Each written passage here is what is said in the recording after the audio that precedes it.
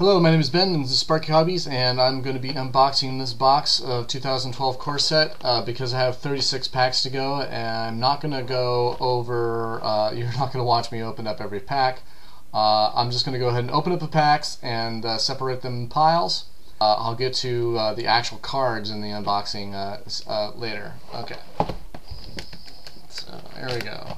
I wonder if I need a tool to get into this. So when it comes to opening up packs, I'm actually like, they're like how to open up packs. There's actually videos like that, and yeah, I actually kind of suck at opening up packs, despite the fact that I've been doing it for like freaking 15 years. Get in there. Chandra Firebrand. Okay, there we go.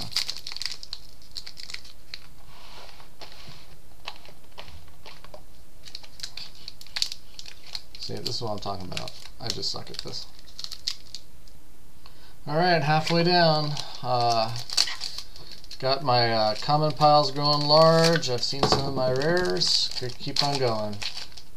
Last two, here we go. Alright, now that I got these unboxed, I'm going to do a bit of sorting, and then I'll talk about some of the cards I got.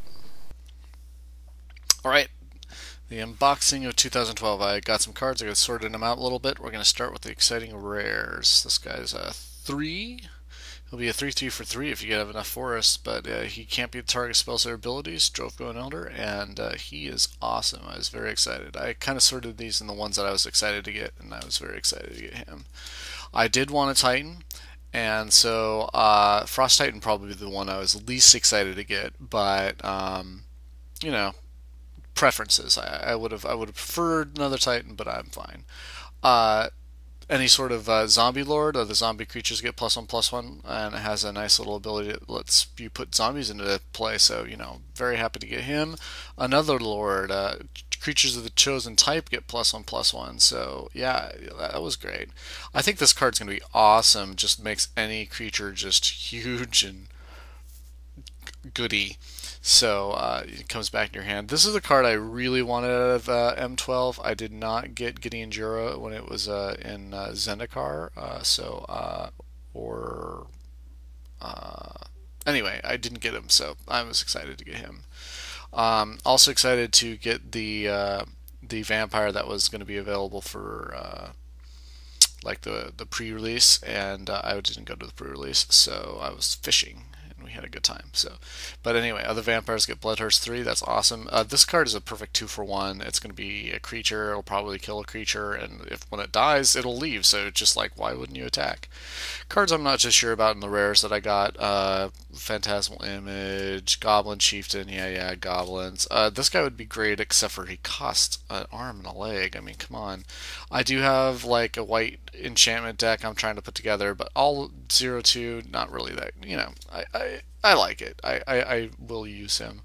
Don't know what to do about Decision of Wishes, although it's a 4/4 flyer for 5. So any 4/4 flyer for 5 does additional stuff. I did get one of all the empires. My girlfriend was like, "Man, this is awesome," but really, this is so late game. I would really want to win the game, so I wasn't really too excited to get that. Really. Another big beefy flyer guy. I like big beefy flyers. They're fine. They cost a lot, so I'm not really sure if they're my most exciting thing. This guy's obviously a Scream Around Me card, but probably also a 50-cent rare, so whatever. But got lots of like huge creatures that I don't know whether I'm ever going to be able to get the mana to play these. Grim Lavamancer, also very Spike-esque card, so make sure you use him. I think I got 2 Sundials of the Infinite. No, I just got 1, but I'm not quite Johnny enough to like think of a use for this immediately. I don't have very many Birds of Paradise because I haven't bought very many core sets. I'm not sure how Visions of the Beyond will end up playing out. So we'll have to see. Obviously, the special lands that you can get every set are very good, but oddly enough, sometimes I am the least excited at getting these. So I have 2 Rites of Flourishing, so I will probably be looking to see how I could take advantage of these. But I think I would have rather, these are the cards where I'm thinking I would have rather had another Planeswalker or Titan. Reverberate, I have almost no use for it. I have two of them now, so I'll have to see if I can Scrabbleverse. It cost a lot for some wacky kind of things. This is kind of like their spider sub scene. I was not really that impressed with their spider sub theme. So I already have I played a lot of Mirrodin when Mirrodin first came out, and so I already have like three Pentavis. Uh, don't know. It costs a lot. It's really awesome, but I mean, it's at the beginning of each upkeep. You draw a counter for each lore counter, so it's not even charge counters. I can't manipulate it, and it's totally late game. And same with this. You're going to have most of your creatures on the battlefield before Warstorm actually becomes potential. I already have a couple Royal Assassins, and this guy is awesome, except for he costs way a lot, and so I just am not. I think he's lackluster. So that was the rares that I got out of the box. For my foilies, I got an Ice Cage, a Zombie Goliath. I'm very excited always to get foily land. They're some of my most favorite foilies. Volcanic Dragon, Flame Bash Dragon, yeah, cool, rare, yeah, but that one's actually a neater foil if you think about it. 3/2 Trampler, okay. Sangre Vampire, that's actually kind of a nice foil. So for uncommons, these are the green uncommons that I got. Got almost a playset of these Jade Mages that put Saproling tokens. Got some Clutch-Troll Acidic Slimes, that basically act as a naturalize, remove, destroy target artifact or enchantment. So I like those. And then that's part of the Spider sub theme. This guy will be nasty if you're ever able to get him out. A 9/9 Trampler for 7. I mean, if you get the Bloodthirst, that's kind of crazy, but he costs a lot, so I don't know whether. Now this is card I was very excited to get, which is basically deals damage, you draw cards sort of thing. I mean, that's very cool. Got a couple overruns; those are always really nice. I actually have won game several times with the lure, so mostly in limited, obviously. So I'm not uh, not unhappy to get those. I have, the Buried Ruins, okay, for artifacts in uncommon. Kite Shield, blah. Very excited to get these because I do have a fling deck where I actually want to target my large creature and sacrifice him. So, Swiftfoot Boots was definitely a benefit over the Lightning Greaves. Greatsword, I am very not excited about Greatsword. I mean, it costs 3 to play, 3 to equip. Just a terrible card. Alright, so Elixir of Mortality, yeah, I did get the Thrones. For any Wizards people who are watching this, please stop making these cards. These uncommon gain a life whenever they play a spell with certain color cards, okay? Because they're take up. I don't mind bad cards like taking up a slot or two, but these are just taking up so many uncommon slots and they just bite. And they're only really good if you're going to make a life gain matter more. So either stop printing these cards in uncommon slots or fucking make life gain matter, for Jesus Christ's sakes. I mean, gosh. Okay. So Scepter Empires, got that. Okay, we're getting up to 10 minutes. We're gonna go through these. Strand Golems, got some Onyx Mages, Death Touch, very, very cool with these. Samus Skeleton, Vampire Outcast, the Bloodthirst Lifelink. I only got one of those kinds of resting. I did get 3 Singer Vampires with the foilies. Not very good at Smallpox, don't know how to do that. Consuming Spirit is really Fireball, you gain life. I mean, really, this is a great card. Man, I wish I was more right-handed. Diabolic Tutor, a couple of those, and a card I'm very excited about is Zombie Infestation. I have a couple decks that need to discard cards, and getting out creatures would be just great. So excited about that. Crimson Mage, got a couple of those. Excited about get the Stormblood Berserkers. They have Bloodthirst, and they can't be blocked, so they're like 3/3 for 2s. Those are pretty exciting. Not sure about the goblins, not sure about the dragons. Combust is almost completely worth it. I have played for quite a while, so I already have the goblin grenades.